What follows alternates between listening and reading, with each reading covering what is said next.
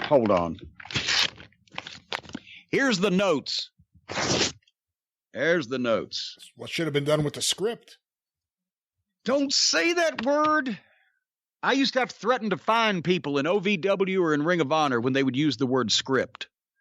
There is no script in wrestling. There is a format. Is there a script in basketball when the basketball is televised on TNT or on network television, or is there a format? If Vince McMahon had a basketball promotion. Okay. There may be a script for the XFL, but there's a format for the NFL. Yeah, that's a good way to look at it. That's why you never use that word. And this is another thing that people in wrestling are not taught. And they have all these people that are just willy-nilly brought in from outside the business, from outside the circle of trust that used to exist, that they will. I learned to like him. We got along real well. But old Greenie, Alex Greenberg in MLW, he would say script. He would say, I can't find my copy of the script to determine this promo. I stop saying that. I'd say, don't say that around me. It's a format. But there's a lot of things about pro wrestling that nobody's teaching anymore or nobody's paying attention to anymore. And that's just one of the minor incidents in it. But there's a lot of people there that used to do good television programs. And the part of this is the fact that there's not a lot of talent exposed on this 3-hour show. I've heard that they have 300 wrestlers under contract now under the WWE umbrella. If I was in charge of this show like Heyman is taking the blame for, I would say, give me 5 of those fucking wrestlers, and every week on this 3-hour program, each one of them is going to get 5 minutes to go out there and beat the shit out of somebody and win with their finish and cut a little promo so we know who they are, what they talk like, what they fucking think like, and why that we should give a shit. And right there, that would take up a nice half hour of television time.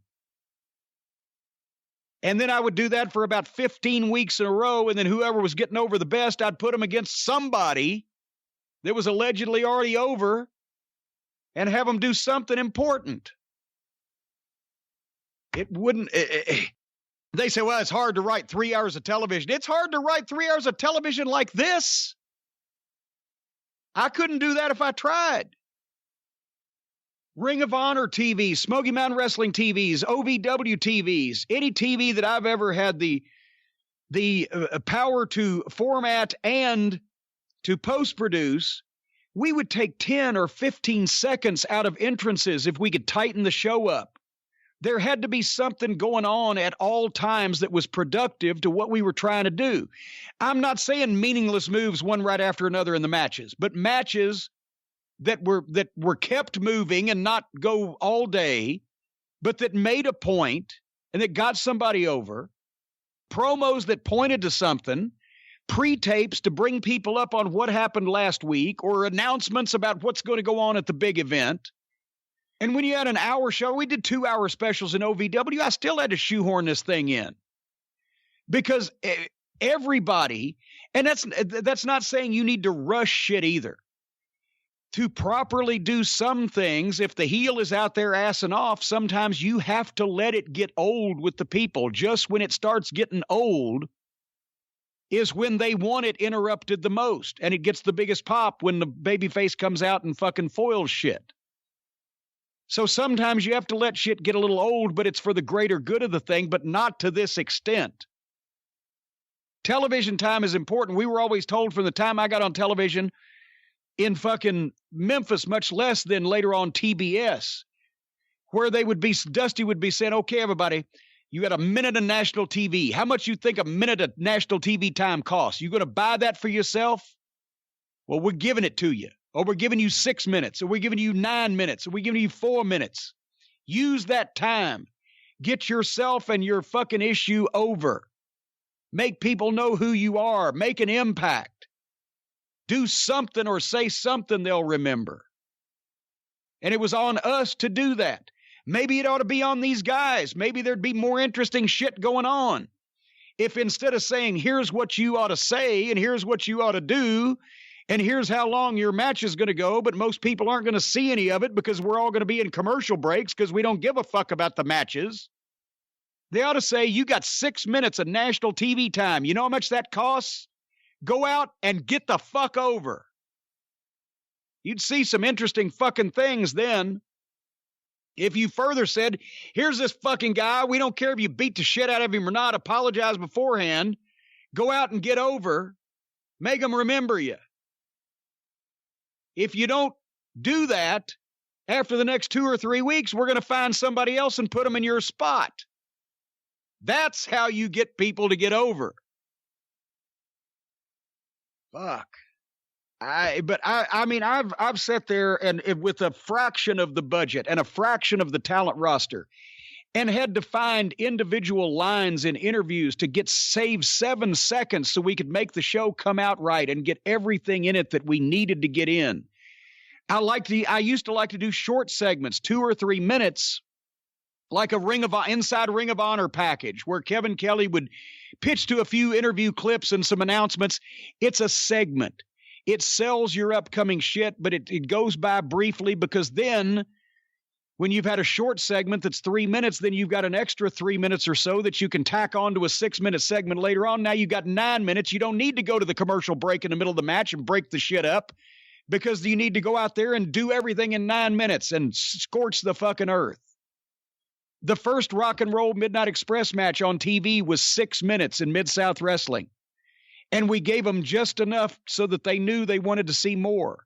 And then the Russians ran in because the Rock and Roll were still working with the Russians. And then they did their business. But 2 months later or a month later or whatever it was, people said, we'd like to see that Midnight Rock and Roll Express again. Don't give it all to them every time. Just get the point across. We used to have to, in Ring of Honor, we would know that we would edit at least 1.5 minutes to 2 minutes out of Steen's interviews because they'd be good once he got around to talking about what he was supposed to talk about, but he would have to always say the cute stuff that made the fucking hardcore fans like him, even though he didn't never get the fact that we wanted them to like him because he was a crazy psychopathic heel so that then he could fucking turn and become the beloved babyface. So he just was a psychopathic smart-ass, silly babyface. So we just clip out all of the shit where he'd go into business for himself, and then we'd have a great 4-minute interview.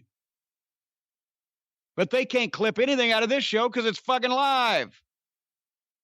And these guys are either told to say bullshit that nobody gives a fuck about and nobody would ever say, or they say it in such an uninteresting, manipulated, stagey way that nobody gives a fuck to begin with. How much does a minute of national TV time cost, great Brian Last? I have to imagine a lot. Well, there you go. So if somebody says, I'm giving you this minute, go out and get over. There you go. We knew there were certain words we couldn't say, and we needed to stay fully clothed. And anything else? Although, I mean, is that what Tony Khan is saying to people? Like Orange Cassidy and Marco Stunt? You have a minute of TV time, go out there and get over. Okay, here's my idea. I'm going to stick my hands in my pockets. Obviously, there was a higher level of talent and professionalism all around in those days than there is today. But you know what I'm saying. That separates the men from the boys. And that's what they ought to be doing. But anyway, but yes, you got 3 hours of national TV time. To have this few guys represented on the program, to have them doing the silly shit that they're doing, to have this lack of action, and to not be getting anybody fucking over. Goddamn. I mean, anybody that's ever booked in a territory could sit down with a piece of paper and a list of names and come up with a better television show than this in a fucking hour. The format's awful. So like even Randy Orton and Kevin Owens, I know they did that at the top of hour 1 and they had their match at the end of hour 3. If there was, I don't remember, was there anything done in between the match, the angle in the match? No. I mean, the announcers referred to it or they billboarded it or whatever, but no, but it was. And I think most people tune out the announcers because I know I do. Yeah, but it doesn't matter anyway. Because the thing they did at the start was enough. Fuck, if we had any more Orton and Owens, they were on the screen for 40 minutes out of the fucking show, and it did 10 minutes worth of shit. They packed 10 minutes worth of action into 40 solid minutes. Anyhow, there you have it, ladies. Week 2 of our 3-week Raw experiment. And if anybody could explain to me how anybody thinks that anybody on this show can get over or possibly prosper, no wonder whenever they bring the fucking Goldbergs of the world back, they're like, thank God. Some back when it used to be halfway exciting, even if we didn't believe it anymore, it was still exciting. This is just fucking brutal. This is why people were so excited. I'm not even talking about people like you or me. I'm talking about the actual AEW fans. This is why they were so excited about AEW. It wasn't this. You got a point there. And then, of course, they gave us great promises, sports-based presentation of fucking guy that owns a football team is going to be in charge of this, analytics. We were led down the primrose path, but that's why and so now the people have talked themselves into, goddamn, we got to like AEW now because it's better than this shit. And they promised us it was going to be great, and we're pulling for these guys. So they ignore the silly and the stupid on that channel. But this is boring, silly, and stupid, where that's offensive, silly, and stupid on all elite, in my opinion. I really wish Omega at least the Invisible Man is still not on Raw. We got that going. Yes, I wish Omega would have signed with Vince. It would have been great. It would have been the greatest thing ever to see him on Raw doing these promos. It would have been amazing. He wouldn't be there still. One side or the other of that equation would have cracked up and parted ways by now. I don't know which one, but one of it. Either they would have booted him or he would have fucking left them. But that couldn't coexist. But now we've got a fucking fool with foolishness on 2 different channels. So do you want the boring foolishness or the offensive foolishness? I don't know. I think I'll take the offensive foolishness. All right, well, it's not boring. Week 2 of 3 on the Raw thing. So what we're doing coming up is this coming week on the Drive-Thru, we're going to talk about the AEW pay-per-view.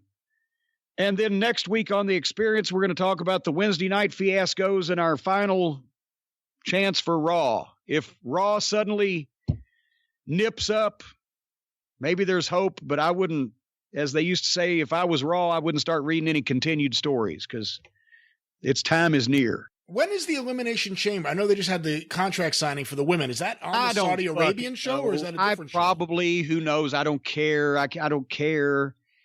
The only match that I want to see that over the past couple of weeks I want to see Rhea Ripley and Charlotte, and I probably won't see that because that won't be on fucking television. That'll be on the goddamn internet. Yeah, as soon as we switch to Raw, they start building that up on NXT. Anyway, we're done, aren't we? Yeah, I think so.